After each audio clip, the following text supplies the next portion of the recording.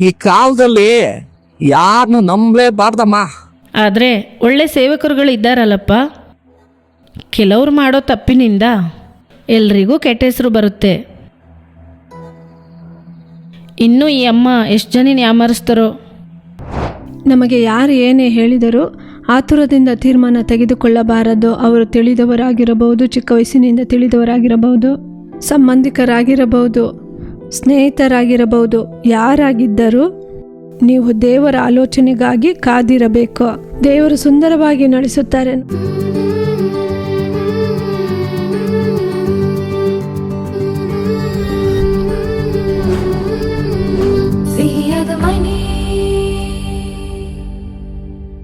ಪ್ರೀತಿಯ ಹೃದಯಗಳಿಗೆ ನಮ್ಮ ಪ್ರೀತಿಯ ವಂದನೆಗಳು. ನೀವೆಲ್ಲರೂ ಚೆನ್ನಾಗಿದ್ದೀರಾ ಎಂಬುದಾಗಿ ನಾವು ಕ್ರಿಸ್ತನಲ್ಲಿ ನಂಬುತ್ತೇವೆ. ಇಂದು ಯಾರನ್ನು ನಂಬಬೇಡ ಎನ್ನುವ ಶೀರ್ಷಿಕೆಯಲ್ಲಿ ನಾವು ಕಾರ್ಯಕ್ರಮವನ್ನು ನೋಡಲಿದ್ದೇವೆ. ಒಂದು ವೇಳೆ ನಿಮ್ಮ ಕುಟುಂಬದಲ್ಲಿ, ನಿಮ್ಮ ಉದ್ಯಮದಲ್ಲಿ, ನಿಮ್ಮ ವ್ಯಾಪಾರದಲ್ಲಿ ಇವರು ನನಗೆ ಇದ್ದಾರೆ, ಇವರು ನನ್ನ ಕಾಪಾಡುತ್ತಾರೆ ಎಂಬುದಾಗಿ ಯಾರನ್ನ ನಂಬಿ ವಂಚಿಸಲ್ಪಟ್ಟು ಎಲ್ಲವನ್ನ ಕಳಕೊಂಡು ಪರಿಸ್ಥಿತಿಯಲ್ಲಿ ನೀವು ಇರಬಹುದು. ಮನುಷ್ಯರಲ್ಲಿ ಭರವಸೆ ಇಡುವುದಕ್ಕಿಂತ ಯೆಹೋವನಲ್ಲಿ ಆಶ್ರಯಿಸುವುದು ಒಳ್ಳೆಯದೆಂದು ಸತ್ಯವೇದವು ಹೇಳುತ್ತದೆ. ಇದೇ ರೀತಿಯಾಗಿ ಸುಮಾರು 111 ವರ್ಷಗಳ ಹಿಂದೆ ಟೈಟಾನಿಕ್ ಎಂಬಂತ ಹಡಗನ್ನ ಒಂದು ಗುಂಪು ಜನರು ನಂಬಿದರು. ಈ ಹಡಗು ಎಂದಿಗೂ ಮುಳುಗುವುದೇ ಇಲ್ಲ, ದೇವರಿಂದ ಮುಳುಗಿಸುವುದಕ್ಕೆ ಆಗುವುದೇ ಇಲ್ಲ ಎಂದು ಜಾಹೀರಾತು ಕೊಟ್ಟರು. ಆ ಕಾಲದಲ್ಲಿ ಇದ್ದಂತಹ ತಂತ್ರಜ್ಞಾನ ಮತ್ತು ಕೈಗಾರಿಕೆಗಳನ್ನು ಉಪಯೋಗಿಸಿಕೊಂಡು ಸ್ವಲ್ಪವೂ ಕೂಡ ನೀರು ಒಳಗಡೆ ಹೋಗದಂತೆ ಈ ಹಡಗನ್ನ ನಿರ್ಮಿಸಿದರು. ಅದನ್ನು ನಂಬಿ 1912ನೇ ವರ್ಷ ಅಮೆರಿಕ ಮತ್ತು ಇಂಗ್ಲೆಂಡ್ಗೆ ಸೇರಿದ ಕೆಲವು ಉದ್ಯಮಿಗಳು ಇಂಗ್ಲೆಂಡ್ನಿಂದ ಅಮೆರಿಕಾಗೆ ಪ್ರಯಾಣ ಮಾಡಿದರು. 2200 ಜನರು ಪ್ರಯಾಣ ಮಾಡಿದರು. ಆದರೆ ಈ ಹಡಗು ತನ್ನ ಮೊದಲ ಪ್ರಯಾಣದಲ್ಲಿ ಅಟ್ಲಾಂಟಿಕ್ ಮಹಾಸಾಗರದಲ್ಲಿ ಒಂದು ಮಂಚಿನ ಗುಡ್ಡಕ್ಕೆ ಅಪ್ಪಳಿಸಿ ಮುಳುಗಿ ಹೋಯಿತು. ಸುಮಾರು 1500 ಜನರು ಸಾವನ್ನಪ್ಪಿದರು. ಮನುಷ್ಯರ ಜ್ಞಾನವು ವ್ಯರ್ಥ. ಆದ್ದರಿಂದ ಯಾವುದೇ ಪರಿಸ್ಥಿತಿಯಾಗಿದ್ದರೂ ಕರ್ತನನ್ನೇ ನಂಬೋಣ. ಕರ್ತನ ಮೇಲೆ ನಂಬಿಕೆ ಇಡುವುದರಿಂದ ಎಲ್ಲವೂ ಸಫಲವಾಗುವುದು. ಈಗ ಜ್ಯೋತಿಯಕ ನಾಟಕ ನೋಡೋಣವಾ?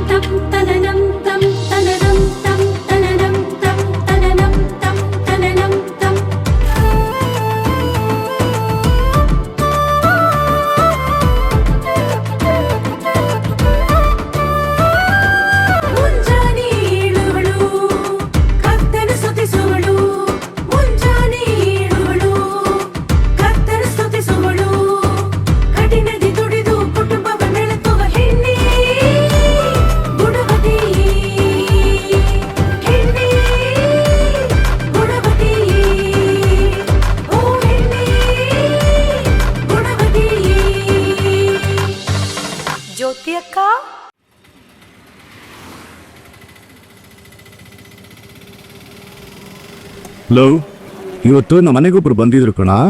ನಮ್ಮ ಮನೆ ಪಕ್ಕದಲ್ಲೇ ಏನೋ ವೃದ್ಧಾಶ್ರಮ ನಡೆಸ್ತಾ ಇದಾರಂತೆ. ಸರಿ. ಅಲ್ಲಿರೋ ಚಾಪೆ ದಿಂಬೆಲ್ಲ ಹಳೇದಾಗ್ಬಿಡ್ತಂತೆ. ಅದಕ್ಕೆ ಏನೋ ನಿಮ್ ಕೈಲಾದ ಸಹಾಯ ಮಾಡಿ ಅಂತ ಕೇಳಿದ್ರು. ನೀನೇನು ಬಿಡಪ್ಪ, ದೊಡ್ಡ ಮನುಷ್ಯ, ಯಾರಿಗಾರು ಸಹಾಯ ಮಾಡಬೇಕು ಅಂತ ಆತರ ಪಡ್ತಾ ಇರ್ತೀಯ. ಲವ್, ಮತ್ತಿನ್ನೇನು ಅವ್ರು ಯಾರಂತ ನಿಂಗೆ ಗೊತ್ತಾ? ಇಲ್ಲ. ಹಿಂದೆ ಮುಂದೆ ಏನಾದ್ರು ಗೊತ್ತಾ? ಇಲ್ಲ. ನೇರವಾಗಿ ಹೋಗಿ ವೃದ್ಧಾಶ್ರಮನಾದ್ರು ನೋಡಿದ್ಯಾ? ಇಲ್ಲ.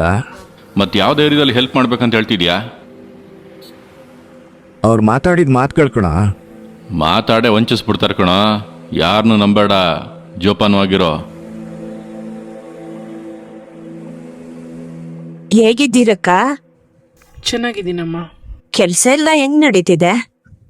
ಅಣ್ಣ ಮಕ್ಕಳೆಲ್ಲ ಚೆನ್ನಾಗಿದ್ದಾರಾ? ಚೆನ್ನಾಗಿ ನಡೀತಾ ಇದೆ ಅಮ್ಮ. ಎಲ್ಲರೂ ಚೆನ್ನಾಗಿದ್ದಾರೆ. ಏನ್ ಕುಡಿತೀರಾ? ಕಾಫಿನಾ, ಟೀನಾ? ಏನೂ ಬೇಡ, ಬಂದಿದ್ದ ವಿಷಯನ ಹೇಳ್ತೀನಿ. ಹೇಳಿ ಅಕ್ಕ. ನಮ್ಮ ಸೇವೆಗಳ ಮೂಲಕ ಒಂದು ವೃದ್ಧಾಶ್ರಮ ಆರಂಭಿಸಿದ್ದೀವಿ. ಹೌದಾ? ತುಂಬಾ ಸಂತೋಷ ಅಕ್ಕ. ಅದರಲ್ಲಿ ಇವಾಗ ಸ್ವಲ್ಪ ಸಮಸ್ಯೆ ಅಮ್ಮ. ಸಮಸ್ಯೆನಾ? ಏನ್ ಸಮಸ್ಯೆ ಅಕ್ಕ? ಆ ಜಾಗನ ಒಬ್ರ ಹತ್ರ ತಗೊಂಡಿದ್ವಿ. ಅವ್ರಿಗೊಂದು ಸ್ವಲ್ಪ ದುಡ್ಡು ಕೊಡಬೇಕು. ಇವಾಗ ತಕ್ಷಣ ಬಂದು ದುಡ್ಡು ಕೇಳ್ತಾ ಇದ್ದಾರೆ. ದುಡ್ಡು ಕೊಟ್ಟಿಲ್ಲ ಅಂದರೆ ಜಾಗ ಖಾಲಿ ಮಾಡಿ ಅಂತ ಹೇಳ್ತಿದ್ದಾರೆ. ವಯಸ್ಸಾದವ್ರನ್ನೆಲ್ಲ ಇಟ್ಕೊಂಡು ನಾನು ಎಲ್ಲಿ ಹೋಗಲಿ ಹೇಳು?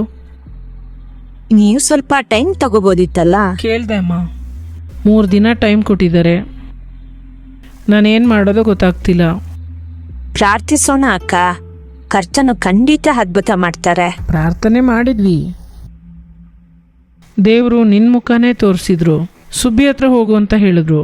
ನನ್ ಮುಖನ ತೋರ್ಸಿದ್ರು. ನೀನು ತುಂಬ ಅದೃಷ್ಟವಂತೆ ಅಮ್ಮ. ನಿನಗೆಷ್ಟು ದೊಡ್ಡ ಭಾಗ್ಯ ಸಿಕ್ಕಿದೆ. ತುಂಬಾ ಸಂತೋಷವಾಗಿದೆ ಅಕ್ಕ. ಹೌದು, ಎಷ್ಟು ದಿನ ಟೈಮ್ ಕೊಟ್ಟಿದ್ದಾರೆ? 3 ದಿನ ಅಮ್ಮ. ನೀವು ಹೋಗಿ, ನನ್ನಿಂದ ಆದಷ್ಟು ನಾನು ಸಹಾಯ ಮಾಡ್ತೀನಿ.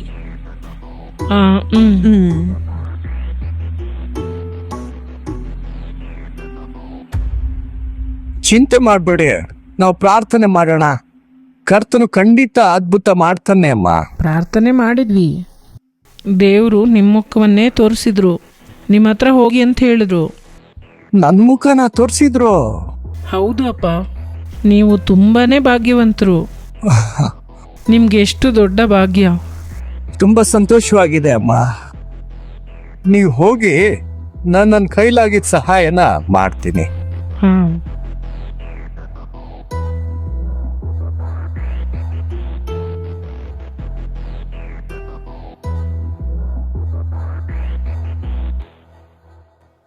ಹೇಗಿದ್ದೀರಾ? ಚೆನ್ನಾಗಿದ್ದೀರಾ? ನಾನ್ ಚೆನ್ನಾಗಿದ್ದೀನಮ್ಮ. ಮಗ ಹೇಗಿದ್ದಾನೆ? ಜಾನ್ ಚೆನ್ನಾಗಿದ್ದಾನೆ. ಯಾಕೆ ಮಗನ್ ಮಾತ್ರ ವಿಚಾರಿಸ್ತೀರಾ? ನನ್ ವಿಚಾರಿಸ್ಬಾರ್ದಾ? ಆತರ ಅಲ್ಲಮ್ಮ. ಸರಿ, ನೀನ್ ಹೇಗಿದೀಯಾ? ಚೆನ್ನಾಗಿದ್ದೀನ್ರಿ. ಏನಂದ್ರೆ ಒಂದ್ ವಿಷಯ ಹೇಳ್ಬೇಕಿತ್ತು. ಹೇಳಮ್ಮ.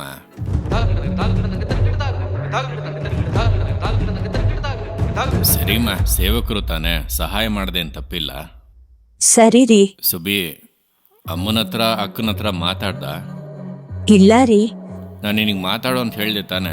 ಮಾತಾಡ್ತೀನ್ರಿ. ಯಾವಾಗ? ಮಾತಾಡ್ತೀನಿ, ಬೇಗನೆ ಮಾತಾಡ್ತೀನಿ. ಬೇರೆ ಏನಾದ್ರೂ ಇದ್ರೆ ಮಾತಾಡಿ. ಮತ್ತೆ ಊಟ ಮಾಡಿದ್ರಾ? ಸುಬ್ಬಿ, ಏನಾದರೂ ಯೋಚನೆ ಮಾಡ್ದಮ್ಮ? ಯೋಚನೆ ಮಾಡ್ದೆ ಅಕ್ಕ. ಯೋಚನೆ ಮಾಡಿ ನಮ್ಮ ಹಸ್ಬೆಂಡ್ ಹತ್ರ ಕೇಳ್ದೆ. ಹಸ್ಬೆಂಡ್ ಹತ್ರನಾ? ಯಾಕಮ್ಮ? ನಾನು ಏನೇ ಮಾಡಿದ್ರು ನಮ್ಮ ಮನೆಯವ್ರ ಹತ್ರ ಮಾತಾಡಿ ತೀರ್ಮಾನ ತಗೋಬೇಕಂತ ಜ್ಯೋತಿ ಅಕ್ಕ ಹೇಳ್ಕೊಟ್ಟಿದ್ದಾರೆ. ಜ್ಯೋತಿ ಅಕ್ಕನ? ಅವ್ರು ನಿನಗೆ ಗೊತ್ತಾ? ಗೊತ್ತಿಲ್ದಿರೇ ಇರುತ್ತಾ? ಚೆನ್ನಾಗ್ ಗೊತ್ತು.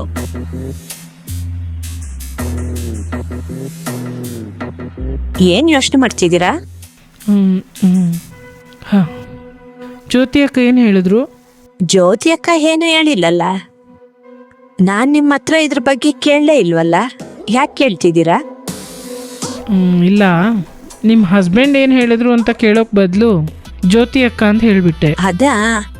ಅದೇನು ಸಮಸ್ಯೆ ಇಲ್ಲಕ್ಕ, ಸೇವೆಗ್ ತಾನೆ ಕೊಡೋಣ ಅಂತ ಹೇಳಿದ್ರು. ನಾಳೆ ಬನ್ನಿ, ನಾನು ಹಣ ಕೊಡ್ತೀನಿ. ಓ ಸರಿ ಸುಬ್ಬಿ.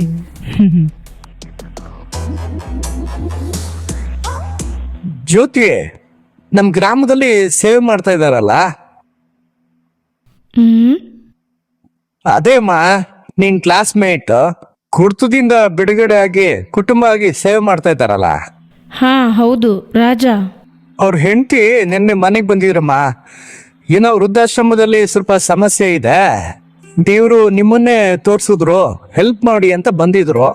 ನಿಮ್ಮ ಹತ್ರನೂನಪ್ಪ? ನಿಮ್ಮ ಹತ್ರನೂ ಅಂದ್ರೆ? ಹಾಗಿದ್ರೆ ನಿನ್ನ ಹತ್ರನೂ ಬಂದಿದ್ರಾ?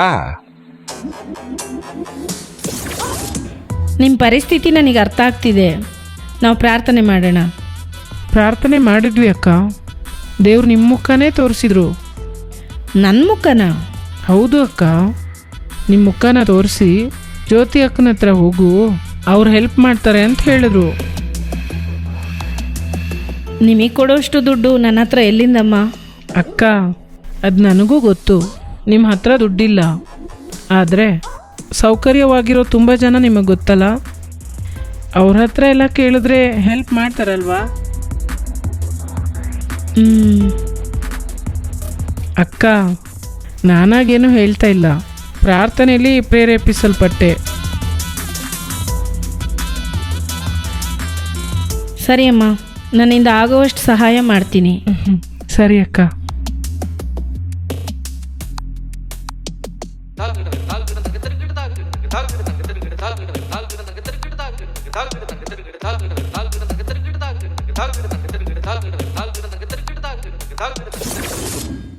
ಜ್ಯೋತಿ, ನೀನೇನು ಹೆಲ್ಪ್ ಮಾಡಬೇಡಮ್ಮ. ಯಾಕಂದ್ರೆ ಅವ್ರು ಹೇಳಿದ ಥರ ಅಲ್ಲಿ ವೃದ್ಧಾಶ್ರಮನೇ ಇಲ್ಲ. ನನಗೆ ಗೊತ್ತಪ್ಪ, ಅವ್ರು ಮಾತಾಡುವಾಗಲೇ ಅವ್ರು ಸುಳ್ಳು ಹೇಳ್ತಾ ಇರೋದನ್ನ ನಾನು ಕಂಡುಹಿಡಿದ್ಬಿಟ್ಟೆ. ಈ ಕಾಲದಲ್ಲಿ ಯಾರನ್ನು ನಂಬಲೇಬಾರ್ದಮ್ಮ. ಆದರೆ ಒಳ್ಳೆ ಸೇವಕರುಗಳು ಇದ್ದಾರಲ್ಲಪ್ಪ, ಕೆಲವ್ರು ಮಾಡೋ ತಪ್ಪಿನಿಂದ ಎಲ್ರಿಗೂ ಕೆಟ್ಟ ಹೆಸರು ಬರುತ್ತೆ. ಅವ್ರು ಆಡೋ ಮಾತನ್ನು ಹಾಗೆ ನಂಬಿಡ್ತಾರೆ, ಸ್ವಲ್ಪನೂ ಯೋಚನೆನೇ ಮಾಡಲ್ಲ. ಅವ್ರ ಹತ್ರ ಮಾತಾಡಿದ ದೇವರು ನನ್ನ ಹತ್ರನೂ ಮಾತಾಡ್ತಾರೆ ಅಂತ ಪ್ರಜ್ಞೆನೇ ಇಲ್ಲಪ್ಪ. ನಿಜ ಜ್ಯೋತಿ, ಒಬ್ರು ಆಡೋ ಮಾತುಗಳನ್ನ ಒಂದ್ಸಲ ಅಲ್ಲ ಅಂದ್ರೆ 2 ಸಲ ಯೋಚನೆ ಮಾಡಿ, ಪ್ರಾರ್ಥನೆ ಮಾಡಿ, ವಿಚಾರಿಸಿ ಆಮೇಲೆ ಸಹಾಯ ಮಾಡಬೇಕು. ಇನ್ನೂ ಈ ಅಮ್ಮ ಎಷ್ಟು ಜನ ಯಾಮರಿಸ್ತಾರೋ. ಅಪ್ಪ, ನಮ್ಮೂರಲ್ಲಿ ಬೆಳ್ಳಗಿರೋದೆಲ್ಲ ಹಾಲು ಅಂತ ನಂಬೋರು ಇನ್ಯಾರಿದ್ದಾರೆ? ಸುಬ್ರಿ,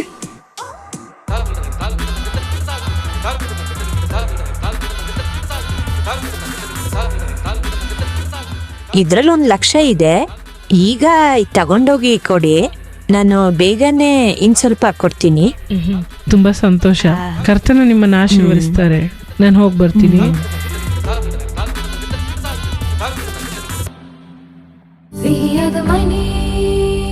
ಪ್ರಿಯರಾದವರೇ, ಜ್ಯೋತಿಕ ನಾಟಕವನ್ನ ನೋಡಿದ್ದೀರಾ?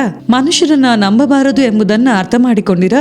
ಕೇವಲ ಮೂಗಿನಲ್ಲಿ ಉಸಿರುಳ್ಳಂತ ಮನುಷ್ಯರನ್ನು ನಂಬುವುದಕ್ಕಿಂತ ಜೀವವುಳ್ಳ ದೇವರನ್ನು ಆಶ್ರಯಿಸಿಕೊಳ್ಳುವುದು ಒಳ್ಳೆಯದು. ಈಗ ಸಹೋದರಿ ಚಲ್ಲಾರಾಣಿ ಅಪ್ಪಾದುರರವರು ನಿಮ್ಮೊಂದಿಗೆ ದೇವರ ವಾಕ್ಯವನ್ನ ಹಂಚಿಕೊಂಡು ನಿಮ್ಮ ಆಶೀರ್ವಾದಕ್ಕಾಗಿ ಪ್ರಾರ್ಥನೆ ಮಾಡಲಿದ್ದಾರೆ.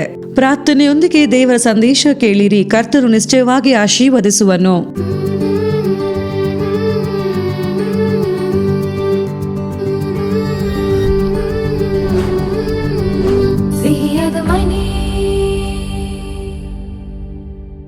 ಯೇಸು ಕ್ರಿಸ್ತನ ಮಧುರವಾದ ನಾಮದಲ್ಲಿ ನಿಮಗೆ ನಮ್ಮ ಪ್ರೀತಿಯ ವಂದನೆಗಳು.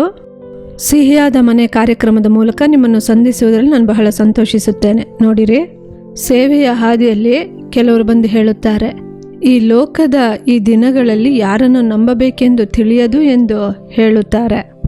ಇನ್ನು ಕೆಲವರು ಹೇಳುತ್ತಾರೆ, ನನಗೆ ತಿಳಿದವರೇ, ಎಷ್ಟೋ ವರ್ಷಗಳಿಂದ ತಿಳಿದವರೇ, ನಮ್ಮ ಸಂಬಂಧಿಕರೇ, ನಮ್ಮ ಅಕ್ಕಪಕ್ಕದಲ್ಲಿ ಇರುವವರೇ, ಅವರು ಹೇಳಿದಂಥ ಮಾತನ್ನು ನಾನು ಹಾಗೆ ನಂಬಿಬಿಟ್ಟೆ. ಈ ದಿನದಲ್ಲಿ ನೋಡಿರಿ, ಅದರ ಮೂಲಕ ಎಷ್ಟೋ ಸಮಸ್ಯೆ, ಎಷ್ಟೋ ಗೊಂದಲಗಳಲ್ಲಿ ಸಿಕ್ಕಿ ಹಾಕಿಕೊಂಡಿದ್ದೇನೆ.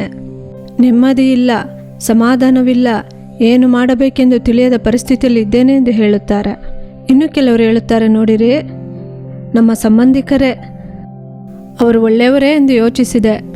ನೋಡಿರಿ, ನನ್ನ ಮಗನ ವಿವಾಹದ ಕಾರ್ಯದ ಮೂಲಕ ಅವರು ಹೇಳಿದ ಮಾತನ್ನು ನಾನು ಹಾಗೆ ನಂಬಿಬಿಟ್ಟೆ. ಏಕೆಂದರೆ ಚೆನ್ನಾಗಿ ತಿಳಿದಿರುವವರು, ಏಕೆಂದರೆ ಅವರು ಒಳ್ಳೆಯ ಒಂದು ಆಲೋಚನೆಯನ್ನು ಕೊಟ್ಟು ನನ್ನ ಮಗಳ ಅಥವಾ ಮಗನ ವಿವಾಹದಲ್ಲಿ ಒಂದು ಒಳ್ಳೆಯ ಆಲೋಚನೆಯನ್ನು ಕೊಟ್ಟು ನಡೆಸುತ್ತಾರೆ ಎಂದು ಅವರು ಹೇಳಿದ ಮಾತಿನ ಪ್ರಕಾರ ನನ್ನ ಮಗನ ಅಥವಾ ಮಗಳ ವಿವಾಹವನ್ನು ಸಿದ್ಧಪಡಿಸಿದೆ. ಇಂದು ನೋಡಿರಿ, ನನ್ನ ಮಕ್ಕಳ ಕುಟುಂಬಗಳಲ್ಲಿ ಸಮಾಧಾನವಿಲ್ಲ.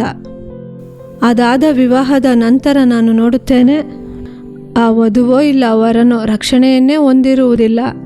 ಇಂದು ಅದರ ಮೂಲಕ ನನ್ನ ಮಕ್ಕಳ ಕುಟುಂಬವೇ ಹೊಡೆದು ಹೋಗುವಂತಹ ಪರಿಸ್ಥಿತಿ ಕಾಣುತ್ತಿದೆ. ಏನು ಮಾಡಬೇಕೆಂದು ತಿಳಿಯುತ್ತಿಲ್ಲ, ಸಾಕ್ಷಿಯಾಗಿ ಬದುಕಲು ಆಗುತ್ತಿಲ್ಲ, ಮಕ್ಕಳ ಜೀವನದಲ್ಲಿ ಒಂದು ಸಾಕ್ಷಿ ಇಲ್ಲ ಎಂದು ಹೇಳುವವರು ಇದ್ದಾರೆ. ಇನ್ನು ಕೆಲವರು ಹೇಳುತ್ತಾರೆ, ಚೆನ್ನಾಗಿ ತಿಳಿದವರೇ, ಅವರು ಮಾತನಾಡುವುದನ್ನು ನೋಡಿದರೆ ಹಾಗೆ ನಂಬಿಬಿಡುತ್ತೇವೆ, ಅಷ್ಟು ಚೆನ್ನಾಗಿ ಮಾತಾಡುತ್ತಾರೆ. ಅವರ ಮಾತಿನಲ್ಲಿ ಸಂಶಯ ಪಡುವಂತಹ ಒಂದು ಸೂಚನೆಯೂ ಕೂಡ ಇರಲಿಲ್ಲ. ಆ ರೀತಿ ಅವರು ಮಾತಾಡುವುದನ್ನು ನಂಬುವಂತೆ ಮಾತಾಡುತ್ತಾರೆ. ನಾನು ಅದನ್ನು ನಂಬಿ ಅವರು ಕೇಳಿದ ಹಣವನ್ನು ನಾನು ಕೊಟ್ಟುಬಿಟ್ಟೆ. ಅವರು ಹೇಳುತ್ತಾರೆ, ನನಗೆ ಚೆನ್ನಾಗಿ ತಿಳಿದವರೇ, 1 ತಿಂಗಳು 2 ತಿಂಗಳೊಳಗೆ ನಾನು ಅದನ್ನು ಮತ್ತೆ ಕೊಟ್ಟು ಬಿಡುತ್ತೇನೆ ಎಂದು ಹೇಳಿದರು. ಈಗ ಕೆಲವು ವರ್ಷಗಳು ಆಗುತ್ತಿವೆ. ನಾನು ಕೇಳಿದರೆ ಅವರು ಹೇಳುತ್ತಾರೆ, ನಾನು ನಿನ್ನ ಬಳಿ ಎಲ್ಲಿ ತೆಗೆದುಕೊಂಡೆ ಎಂದು ಹೇಳಿ ದುಃಖ ಪಡಿಸುತ್ತಾರೆ. ಇನ್ನು ಕೆಲವರು ಏನು ಹೇಳುತ್ತಾರೆ ಗೊತ್ತಾ, ನಾನು ಹೋಗಿ ಕೇಳಿದರೆ ಅವರಿಗೆ ಕೋಪ ಬರುತ್ತದೆ, ನನ್ನಿಂದ ಯಾವಾಗ ಕೊಡಲು ಆಗುತ್ತದೋ ಆಗಲೇ ನಾನು ಕೊಡುತ್ತೇನೆ ಎಂದು ಹೇಳಿದರು. ಇದರಿಂದ ಏನು ಮಾಡಬೇಕೆಂದು ತಿಳಿಯುತ್ತಿಲ್ಲ. ಯಾರನ್ನು ಹೋಗಿ ಭೇಟಿ ಮಾಡುವುದು ತಿಳಿಯದು. ನನಗೂ ಹಣದ ಅವಶ್ಯಕತೆ ಇದೆ. ಹೇಳಿದವರು ಚೆನ್ನಾಗಿ ತಿಳಿದವರೇ. ಅವರು ಮಾತನಾಡಿದ ಮಾತುಗಳನ್ನು ನಾನು ನಂಬಿಬಿಟ್ಟೆ. ಅದರಿಂದ ಇಂದು ನಾನು ಕಷ್ಟಪಡುತ್ತಿದ್ದೇನೆ. ನನ್ನ ಬಳಿ ಇದ್ದ ಹಣವನ್ನು ಕೊಟ್ಟೆ ನನ್ನ ಮಗುವಿನ ಓದುವಿಗೆ, ನನ್ನ ಮಗುವಿನ ವಿವಾಹವನ್ನು ಮಾಡಲು ಆಗಲಿಲ್ಲ. ಏನು ಮಾಡಬೇಕೆಂದು ತಿಳಿಯುತ್ತಿಲ್ಲ ಎಂದು ಹೇಳುತ್ತಾರೆ. ಇನ್ನೂ ಕೆಲವರು ಹೇಳುತ್ತಾರೆ, ನಾವು ಚಿಕ್ಕ ವಯಸ್ಸಿನಿಂದಲೇ ಗೆಳೆಯರು. ಸಹೋದರರು ಹೇಳುತ್ತಾರೆ, ಸಹೋದರಿಯರು ಹೇಳುತ್ತಾರೆ. ಅದು ಈಗ ಅಲ್ಲ, ಚಿಕ್ಕ ವಯಸ್ಸಿನಿಂದ ಒಂದೇ ಸ್ಕೂಲಿನಲ್ಲಿ ಓದಿದೆವು, ಕಾಲೇಜನ್ನು ಕೂಡ ಒಂದಾಗಿಯೇ ನಾವು ಓದಿದೆವು. ಇಂದು ಒಂದೇ ಸ್ಥಳದಲ್ಲಿ ನಮ್ಮ ಕುಟುಂಬ ಅವರ ಕುಟುಂಬ ಇರುವುದು ಎಂದು ಹೇಳುತ್ತಾರೆ. ಅಷ್ಟು ಐಕ್ಯವಾದ ಸಂಬಂಧ ನೋಡಿರಿ. ಆದರೆ ಅವರ ಕಾರ್ಯಪರವಾಗಿ ಒಂದು ಕಾರ್ಯದಲ್ಲಿ ಸಹಿ ಹಾಕಲು ಹೇಳಿದರು. ನಾನು ಇಂದು ಚಿಕ್ಕ ವಯಸ್ಸಿನಿಂದ ತಿಳಿದವರಲ್ಲವಾ, ಈಗ ಬಂದವರಲ್ಲ, ಚಿಕ್ಕ ವಯಸ್ಸಿನಿಂದ ಒಂದಾಗಿ ಇದ್ದೇವಲ್ಲ ಎಂದು ನಾನು ಸಹಿ ಹಾಕಿಬಿಟ್ಟೆ. ಇಂದು ನೋಡಿರಿ, ಆ ಸಹಿ ಹಾಕಿದ ಕಾರಣದ ಮೂಲಕ ಇಂದು ಅವರಿಗಿಂತ ನಾನೇ ಸಮಸ್ಯೆಯಲ್ಲಿ ಇದ್ದೇನೆ. ಇದರಿಂದ ಹೇಗೆ ತಪ್ಪಿಸಿ ಹೊರಬರುವುದು ಎಂದು ತಿಳಿಯುತ್ತಿಲ್ಲ. ಇದರಿಂದ ಕುಟುಂಬದಲ್ಲಿ ಸಮಾಧಾನವಿಲ್ಲ, ನೆಮ್ಮದಿ ಇಲ್ಲ, ಅವಮಾನ ಪಟ್ಟ ಪರಿಸ್ಥಿತಿಯಲ್ಲಿ ಇದ್ದೇವೆ, ಸಾಕ್ಷಿ ಇಲ್ಲದ ಪರಿಸ್ಥಿತಿಯಲ್ಲಿ ಇದ್ದೇವೆ ಎಂದು ಅನೇಕರು ಹೇಳುತ್ತಾರೆ. ಪ್ರಿಯರಾದವರೇ, ಈ ದಿನದಲ್ಲಿ ಕೂಡ ಯಾರು ಏನೇ ಹೇಳಿದರೂ ಮೊದಲನೆಯದಾಗಿ ಆತುರದಿಂದ ತೀರ್ಮಾನ ತೆಗೆದುಕೊಳ್ಳಬೇಡಿ. ಆತುರದಿಂದ ತೀರ್ಮಾನ ತೆಗೆಯಬಾರದು. ಏಕೆಂದರೆ ದೇವರ ವಾಕ್ಯ ಹೇಳುತ್ತದೆ, ಕೀರ್ತನೆಗಳು 118:8 ಮನುಷ್ಯರಲ್ಲಿ ಭರವಸವಿಡುವುದಕ್ಕಿಂತ ಯೆಹೋವನನ್ನು ಆಶ್ರಯಿಸಿಕೊಳ್ಳುವುದು ಒಳ್ಳೆಯದು. ನಮಗೆ ಯಾರು ಏನೇ ಹೇಳಿದರೂ ಆತುರದಿಂದ ತೀರ್ಮಾನ ತೆಗೆದುಕೊಳ್ಳಬಾರದು. ಅವರು ತಿಳಿದವರಾಗಿರಬಹುದು, ಚಿಕ್ಕ ವಯಸ್ಸಿನಿಂದ ತಿಳಿದವರಾಗಿರಬಹುದು, ಸಂಬಂಧಿಕರಾಗಿರಬಹುದು, ಸ್ನೇಹಿತರಾಗಿರಬಹುದು. ಯಾರಾಗಿದ್ದರೂ ಆತುರದಿಂದ ತೀರ್ಮಾನ ತೆಗೆದುಕೊಂಡು ಸ್ವಂತ ಬುದ್ಧಿಗೂ ಸ್ವಂತ ಆಲೋಚನೆಗೆ ಜಾಗ ಕೊಡಬೇಡಿ. ಮನುಷ್ಯರಲ್ಲಿ ಭರವಸೆ ಇಡುವುದಕ್ಕಿಂತ ಯೆಹೋವನನ್ನು ಆಶ್ರಯಿಸಿಕೊಳ್ಳುವುದು ಒಳ್ಳೆಯದು ಎಂಬ ವಾಕ್ಯದ ಪ್ರಕಾರ ದೇವರನ್ನು ಹಿಡಿದುಕೊಳ್ಳಿರಿ. ದೇವರ ಸಮ್ಮುಖದಲ್ಲಿ ಪ್ರಾರ್ಥಿಸಲು ಆರಂಭಿಸಿರಿ. ದೇವರೇ, ಈ ಪರಿಸ್ಥಿತಿಯಲ್ಲಿ ಅವರು ಇಂತಹ ಒಂದು ಮಾತನ್ನು ಹೇಳಿದ್ದಾರೆ, ನೀವೇ ನನಗೆ ಒಂದು ಒಳ್ಳೆಯ ಆಲೋಚನೆಯನ್ನು ಕೊಡಬೇಕು ಎಂದು ದೇವರ ಸಮ್ಮುಖದಲ್ಲಿ ಯಾರು ಏನೇ ಆಲೋಚನೆ ಕೊಟ್ಟರೂ ನೀವು ದೇವರ ಆಲೋಚನೆಗಾಗಿ ಕಾದಿರಬೇಕು. ದೇವರು ಸುಂದರವಾಗಿ ನಡೆಸುತ್ತಾರೆ. ನೋಡಿರಿ, ಮೊರ್ದೆಕೈ ಎಸ್ತರಳಿಗೂ ಯಹೂದ್ಯರಿಗೆ ವಿರೋಧವಾಗಿ ಹಾಮಾನನು ಅನೇಕ ವಿಧದಲ್ಲಿ ಆಲೋಚನೆ ಮಾಡಿದನು, ಅವರನ್ನು ನಾಶಪಡಿಸಬೇಕೆಂದು. ಇದನ್ನು ತಿಳಿದ ಮೊರ್ದೆಕೈ ಕೂಡಲೇ ನೋಡಿರಿ ಇಸ್ರಾಯೇಲರಿಗೆ ಒಂದು ಕರೆ ಕೊಡುತ್ತಾರೆ. ಅವರು ಮಾಡಿದ ಕಾರ್ಯ ಏನೆಂದರೆ, ಅವರು ಸ್ವಂತವಾಗಿ ಯಾವುದೇ ತೀರ್ಮಾನವನ್ನು ಡಿಸಿಷನ್ ತೆಗೆದುಕೊಳ್ಳಲಿಲ್ಲ. ಸ್ವಬುದ್ಧಿಗೆ ಸ್ವಚಿತ್ತಕ್ಕೆ ಜಾಗ ಕೊಡಲಿಲ್ಲ. ಏಕೆಂದರೆ ರಾಣಿಗೆ ಎಲ್ಲ ಸೌಕರ್ಯಗಳಿವೆ, ರಾಜನನ್ನು ನೋಡಬಹುದು, ಆದರೂ ಆ ರೀತಿ ಮಾಡಲಿಲ್ಲ. ಅವರು ಮೊದಲನೇದಾಗಿ ದೇವರಿಗೆ ಜಾಗ ಕೊಡುತ್ತಾರೆ, ದೇವರ ಸಮ್ಮುಖದಲ್ಲಿ ಪ್ರಾರ್ಥಿಸುತ್ತಾರೆ, ದೇವರ ಆಲೋಚನೆಗಾಗಿ ಇದರಲ್ಲಿ ಹೇಗೆ ಮುಂದುವರಿಯಬೇಕು, ದೇವರ ಆಲೋಚನೆ ಏನು, ಈ ಕಾರ್ಯದಲ್ಲಿ ಹೇಗೆ ಮುಂದುವರಿಯಬೇಕು, ಹಾಮಾನನ ತಂತ್ರದಿಂದ ಹೇಗೆ ತಪ್ಪಿಸಿಕೊಳ್ಳುವುದು, ಹೇಗೆ ನಮ್ಮನ್ನು ಕಾಪಾಡಿಕೊಳ್ಳುವುದು ಎಂದು ದೇವರ ಸಮ್ಮುಖಕ್ಕೆ ಹೋಗುತ್ತಾರೆ.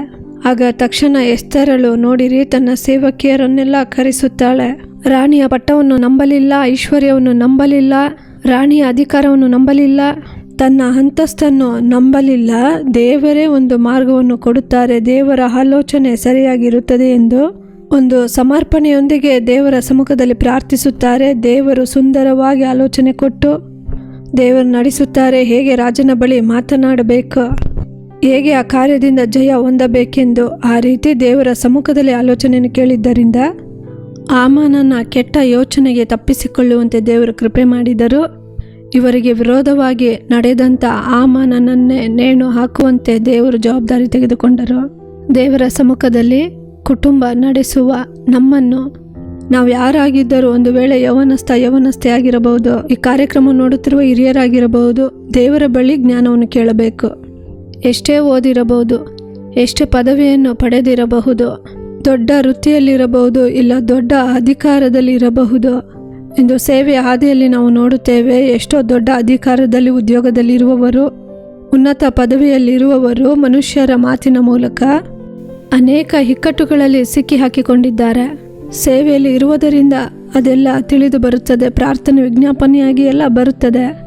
ನೋಡಿರಿ, ಎಷ್ಟೇ ಓದಿದ್ದರೂ ಎಷ್ಟೇ ಜ್ಞಾನವಿದ್ದರೂ ದೇವರ ಸಮ್ಮುಖದಲ್ಲಿ ದೇವರೇ ನಿಮ್ಮ ಜ್ಞಾನ ಬೇಕು, ದೇವರೇ, ನಿಮ್ಮ ವಿವೇಕ ಬೇಕು, ನನ್ನ ಜ್ಞಾನ ಏನೂ ಇಲ್ಲ ಎಂದು ದೇವರ ವಿವೇಕವನ್ನು ಹೊಂದಿಕೊಳ್ಳುವಂತೆ ಒಂದೊಂದು ದಿನವೂ ಕಾದಿರಬೇಕು. ನಾವು ಏನೇ ಓದಿದ್ದರೂ ದೇವರ ಜ್ಞಾನವೇ ಈ ದುಷ್ಟ ಕಾಲದಲ್ಲಿ ದುಷ್ಟ ಮನುಷ್ಯರಿಂದ ಅವರ ಮಾತುಗಳಿಗೆ ತಪ್ಪಿಸಿ ಒಳ್ಳೆಯದನ್ನು ನಾವು ಸರಿಯಾದ ಹಾದಿಯಲ್ಲಿ ತಿಳಿದುಕೊಳ್ಳಬಹುದು ಎಂಬ ಒಪ್ಪಿಸುವಿಕೆಯಿಂದ ನಾವು ದೇವರ ಬಳಿ ಕೇಳಬೇಕು. ನೋಡಿರಿ, ದೇವರು ಸೊಲೊಮೋನ ರಾಜನ ಬಳಿ ನಿನಗೆ ಏನು ಬೇಕು, ನಿನ್ನ ವಿಜ್ಞಾಪನೆ ಏನೆಂದು ಕೇಳಿದಾಗ ಸೊಲೊಮೋನ ರಾಜನು ಹೇಳುತ್ತಾನೆ, ದೇವರೇ, ಈ ಜನರನ್ನು ವಿಚಾರಿಸುವಂತಹ ನನಗೆ ಜ್ಞಾನ ಬೇಕು. ಒಳ್ಳೆಯದನ್ನು ಕೆಟ್ಟದ್ದನ್ನು ತಿಳಿದು ನಾನು ಆಳ್ವಿಕೆ ಮಾಡಬೇಕು. ಅದು ಮಾತ್ರವಲ್ಲ, ನ್ಯಾಯವಾಗಿ ನಾನು ವಿಚಾರಣೆ ಮಾಡಬೇಕು, ನೀತಿ ನ್ಯಾಯದಿಂದ ಆಳ್ವಿಕೆ ಮಾಡಬೇಕು. ನನಗೆ ನಿಮ್ಮ ಜ್ಞಾನ ಕೊಡಿರಿ ದೇವರೇ. ಎಷ್ಟು ಸುಂದರವಾಗಿ ಕೇಳಿದರು ನೋಡಿರಿ. ಈ ವಿಜ್ಞಾಪನೆ ದೇವರ ಸಮ್ಮುಖದಲ್ಲಿ ಬೆಲೆ ಉಳ್ಳದಾಗಿತ್ತು. ಸೊಲೊಮೋನ ರಾಜನು ದೇವರ ಸಮ್ಮುಖದಲ್ಲಿ ಕೇಳಿದ ಆಶೀರ್ವಾದವನ್ನು ಕೇಳದೆ ಇದ್ದದ್ದೆಲ್ಲವನ್ನು ಕೊಟ್ಟರು. ಇಂದು ಪ್ರಿಯರೇ, ನಮ್ಮ ಜ್ಞಾನ ದೊಡ್ಡ ಪದವಿ, ಅದನ್ನೆಲ್ಲ ನಂಬದೆ ಪ್ರತಿದಿನವೂ ದೇವರೇ ನಿಮ್ಮ ಜ್ಞಾನವು, ದೇವರೇ ನಿಮ್ಮ ಚಿತ್ತದ ಹಾದಿಯಲ್ಲಿ ನಡೆಯಬೇಕು, ನಿಮ್ಮ ಚಿತ್ತವಾದದ್ದನ್ನೇ ನೋಡಬೇಕು. ಯಾರನ್ನೇ ನೋಡಿದರೂ ದೇವರೇ, ನಿಮ್ಮ ಜ್ಞಾನದಿಂದ ನನ್ನನ್ನು ತುಂಬಿಸಿರಿ. ಈ ದುಷ್ಟ ಲೋಕದಲ್ಲಿ ನಿಮ್ಮ ಜ್ಞಾನದೊಂದಿಗೆ ನಡೆಯುವುದಕ್ಕೆ ನಿಮ್ಮ ಜ್ಞಾನ ಕೊಡಿರಿ ಎಂದು ಕೇಳಬೇಕು. ಇಂದು ನಾಟಕದಲ್ಲಿ ನೋಡಿದೆವು, ಜ್ಯೋತಿಯ ಕರ್ನಾಟಕದಲ್ಲಿ ನೋಡಿದೆವು. ಅವರು ಓಲ್ಡ್ ಏಜ್ ಹೋಮ್, ವೃದ್ಧಾಶ್ರಮವನ್ನು ಕಟ್ಟಬೇಕೆಂದು ಹಣಕ್ಕಾಗಿ ಆ ಸಹೋದರಿ ಬರುತ್ತಾರೆ. ಆದರೆ ಅದು ಮಾತ್ರವಲ್ಲ, ಅವರಿಗೆ ಹಾಸಿಗೆ ಬೇಕು, ಅವರಿಗೆ ಹಾಸಿಗೆ ದಿಂಬೆಲ್ಲ ತೆಗೆದುಕೊಡಬೇಕೆಂದು ಕೇಳಿದರು ಎಂದು ಹೇಳುತ್ತಾರೆ. ಆದರೆ ಜೊತೆಯಲ್ಲಿ ಇದ್ದಂಥ ಸಹೋದರಿ ಕೇಳುತ್ತಾರೆ, ಅವರು ನಿನಗೆ ತಿಳಿದಿದ್ದಾರಾ, ನೀನು ಮೊದಲು ಅವರನ್ನು ನೋಡಿದೆ ಎಂದು ಕೇಳುತ್ತಾರೆ. ಅದೇ ರೀತಿ ನೋಡಿರಿ, ಯಾರೇ ಬಂದು ಹಣ ಸಹಾಯ ಕೇಳಿದರೂ ಆ ಕಾರ್ಯ ನಿಜವಾ ಎಂದು ನೀವು ವಿಚಾರಿಸಬೇಕು. ಅವರನ್ನು ಕುರಿತು ವಿಚಾರಿಸಬೇಕು. ನಿಮ್ಮ ಬಳಿ ಹಣವನ್ನು ಕೇಳುವವರು ವೃದ್ಧಾಶ್ರಮವಾಗಿರಲಿ, ಇಲ್ಲ ಕಷ್ಟಪಡುವಂತಹ ಕುಟುಂಬದವರಾಗಿರಲಿ, ಹಳ್ಳಿಗಳಲ್ಲಿ ಸಭೆಯನ್ನು ಕಟ್ಟುವುದಾಗಿರಲಿ, ಏನೇ ಆಗಿದ್ದರೂ ನಿಮ್ಮ ಬಳಿ ಬಂದು ಹಣವನ್ನು ಕೇಳುವವರು ಅವರು ನಿಜವಾಗಿ ಸೇವೆಯನ್ನು ಮಾಡುತ್ತಿದ್ದಾರಾ, ಬಡವರಿಗೆ ಸಹಾಯ ಮಾಡುತ್ತಿದ್ದಾರಾ, ವೃದ್ಧರನ್ನು ಇಟ್ಟುಕೊಂಡಿದ್ದಾರಾ, ಗ್ರಾಮದಲ್ಲಿ ಸಭೆಗಳನ್ನು ಕಟ್ಟುತ್ತಿದ್ದಾರಾ, ಈ ರೀತಿ ಎಲ್ಲವನ್ನು ವಿಚಾರಿಸಬೇಕು. ನಿಮ್ಮಿಂದ ಆದರೆ ನೀವೇನು ಮಾಡಬೇಕು, ಹೋಗಿ ನೋಡಬೇಕು. ನೀವು ಹೋಗುವಂಥ ಸ್ಥಳವಾಗಿದ್ದರೆ ನೀವು ಹೋಗಿ ನೋಡಬಹುದು. ಹೋಗಿ ನೀವೇ ಆ ಕಾರ್ಯಗಳನ್ನು, ಹಣವನ್ನು ಕೊಡಬಹುದು, ಅವರು ಕೇಳಿದ ವಸ್ತುವನ್ನು ತೆಗೆದುಕೊಡಬಹುದು. ಅದು ನಿಮಗೂ ಸಂತೋಷವಾಗಿರುತ್ತದೆ. ಪ್ರಿಯರೇ, ಇಂದು ಈ ಕಾರ್ಯಕ್ರಮವನ್ನು ನೋಡುತ್ತಿರುವ ನೀವು ಮನುಷ್ಯರನ್ನು ಪ್ರಿಯಪಡಿಸುವುದು ಬೇಡ, ಮನುಷ್ಯರಿಗೆ ಭಯಪಡುವುದು ಬೇಡ. ದೇವರಿಗೆ ಪ್ರಿಯರಾಗಿ ನಡೆದುಕೊಳ್ಳಿರಿ. ದೇವರಿಗೆ ಭಯಪಡುವವರಾಗಿ ನಡೆಯುವಾಗ ಇಕ್ಕಟ್ಟುಗಳು ಬರದಂತೆ ದೇವರ ನಡೆಸುವಿಕೆ ಇರುತ್ತದೆ. ಕರ್ತನು ಜ್ಞಾನಾತ್ಮಕ ಮೂಲಕ ನಮ್ಮನ್ನು ನಡೆಸುತ್ತಾರೆ. ಕರ್ತನು ನಮ್ಮನ್ನು, ನಮ್ಮ ಕುಟುಂಬವನ್ನು ಸುಂದರವಾಗಿ ಬೋಧಿಸಿ ನಡೆಸುತ್ತಾರೆ. ಕರ್ತನು ಸಾಕ್ಷಿಯಾಗಿ ನಿಲ್ಲಿಸುತ್ತಾನೆ. ಕರ್ತನು ತನ್ನ ಶುಭದಿಂದ ನಿಮ್ಮನ್ನು, ನಿಮ್ಮ ಕುಟುಂಬವನ್ನು ತೃಪ್ತಿಪಡಿಸುತ್ತಾರೆ. ಅಂತ ಆಶೀರ್ವಾದವನ್ನು ಹೊಂದಿಕೊಳ್ಳುವಂತೆ ನಾವು ಪ್ರಾರ್ಥಿಸೋಣ. ಅಪ್ಪ, ನಿಮ್ಮನ್ನು ಸ್ತುತಿಸುತ್ತೇವೆ, ಸ್ತುತಿಸುತ್ತೇವೆ, ಸ್ತುತಿಸುತ್ತೇವೆ ರಾಜ ದೇವರೇ. ಈ ದಿನದಲ್ಲಿ ಅಪ್ಪ, ಮತ್ತೊಬ್ಬರ ಮಾತನ್ನು ನಂಬಿದ್ದರಿಂದ ನಾನು ಬಾಧಿಸಲ್ಪಟ್ಟೆ, ಮತ್ತೊಬ್ಬರ ಮಾತನ್ನು ನಂಬಿದ್ದರಿಂದ ನಾನು ಅವಮಾನಗೊಂಡೆ, ಮತ್ತೊಬ್ಬರ ಮಾತನ್ನು ಕೇಳಿದ್ದರಿಂದ ನನ್ನ ಕುಟುಂಬದಲ್ಲಿ ನೆಮ್ಮದಿ ಇಲ್ಲ, ಇಕ್ಕಟ್ಟಿನಲ್ಲಿದ್ದೇನೆ, ದುಃಖದಲ್ಲಿ ಇದ್ದೇನೆ, ಅವಮಾನ ಪಟ್ಟು ಹೋಗಿಬಿಟ್ಟೆ ಎಂದು ಈ ದಿನದಲ್ಲಿ ಒಂದು ವೇಳೆ, ಅಂತಹ ಒಂದು ಪರಿಸ್ಥಿತಿಯಲ್ಲಿ ಒಂದು ವೇಳೆ ಕಾರ್ಯಕ್ರಮವನ್ನು ನೋಡುತ್ತಾ ಬಂದಿರಬಹುದಪ್ಪ.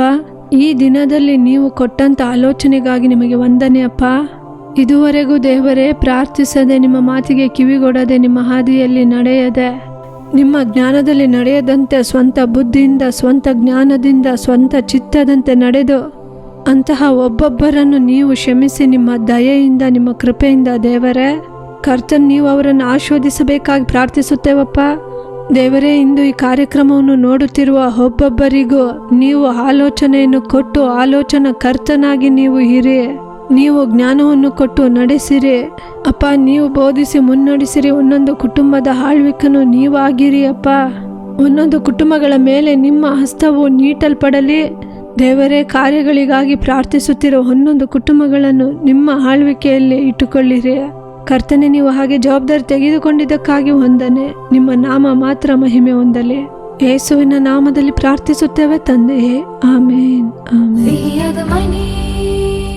ಪ್ರಿಯರಾದವರೇ, ಈ ದಿನದ ಕಾರ್ಯಕ್ರಮ ನಿಮಗೆ ಆಶೀರ್ವಾದವಾಗಿ ಇತ್ತು ಎಂದು ನಾವು ನಂಬುತ್ತೇವೆ. ನೀವು ಹೊಂದಿಕೊಂಡಂತ ಮೇಲುಗಳನ್ನ, ಆಶೀರ್ವಾದಗಳನ್ನ ನಮಗೆ ತಪ್ಪದೆ ತಿಳಿಸಿರಿ. ನಿಮ್ಮ ಪ್ರಾರ್ಥನೆ ಮನವಿಗಳು ಏನೇ ಆಗಿದ್ದರೂ ಇಮೇಲ್ ಮೂಲಕ, ದೂರವಾಣಿಯ ಮೂಲಕ ನಮಗೆ ತಿಳಿಯಪಡಿಸಿರಿ. ನಿಮಗಾಗಿ ಪ್ರಾರ್ಥಿಸಲು, ಆಲೋಚನೆ ಕೊಡಲು ಸಹೋದರ ಮೋಹನ್ ಸಿ ಲಾಜರಸ್ ಅವರು ದೇವ ಸೇವಕರುಗಳು ಸಿದ್ಧರಾಗಿದ್ದಾರೆ. ಶನಿವಾರ ಮತ್ತು ಭಾನುವಾರ ಪ್ರಸಾರವಾಗುವ ಪ್ರಾರ್ಥಿಸೋಣ ಬನ್ನಿ ಕಾರ್ಯಕ್ರಮವನ್ನು ಕುಟುಂಬವಾಗಿ ನೋಡಲು ಮರೆಯಬೇಡಿರಿ. ಪುನಃ ಮುಂದಿನ ವಾರ ಇದೇ ಕಾರ್ಯಕ್ರಮದಲ್ಲಿ ಇದೇ ಸಮಯದಲ್ಲಿ ಸಂಧಿಸೋಣ. ಅದುವರೆಗೂ ದೇವರ ಕೃಪೆ ನಿಮ್ಮೊಂದಿಗಿರಲಿ. For further details and prayer support, Jesus Redeems Ministries, Nalamavadi, Thuthukudi District, 628-211. Our phone number 080-3545-4545. God bless you.